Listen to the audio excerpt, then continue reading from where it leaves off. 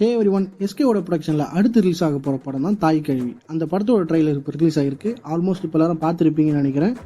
அந்த ட்ரைலரில் நான் பார்த்த சில விஷயங்களை பற்றி ஷேர் பண்ண தான் நான் வந்திருக்கேன். நான் Sam. Welcome to Sam's cinema world.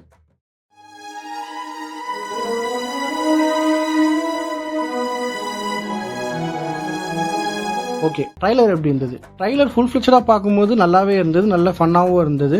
சில இடத்துல எமோஷனல் கனெக்ட் ட்ரை பண்ணியிருக்காங்க, பட் அது நமக்கு சரியாக கனெக்ட் ஆகலை. மேபி ஃபுல் படமாக பார்க்கும்போது அதோட எமோஷனல் கனெக்ட் நமக்கு நல்லா ஆகிறதுக்கு சான்சஸ் இருக்குது.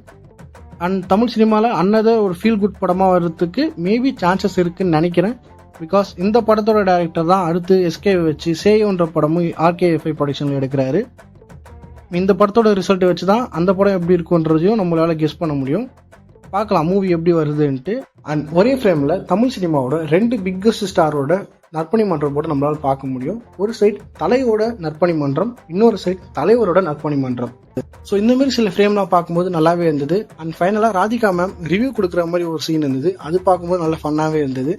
வெயிட் பண்ணி பார்க்கலாம் படம் எப்படி வருதுன்ட்டு. இந்த படத்தோட ரிசல்ட் தான் எஸ்கேவோட அடுத்த படம் எப்படி இருக்குன்ற எதிர்பார்ப்பையும் நமக்கு அதிகமாகும். ஸோ இதேமாரி சினிமா கண்டென்ட் தெரிஞ்சுக்க நம்ம சேனலை சப்ஸ்கிரைப் பண்ணிக்கோங்க. வீடியோ பிடிச்சா லைக் பண்ணிட்டு ஷேர் பண்ணுங்க. அடுத்த வீடியோ சந்திக்கும் வரை நான் உங்கள் சாம். இது சாம்ஸ் சினிமாஸ் வேர்ல்ட்.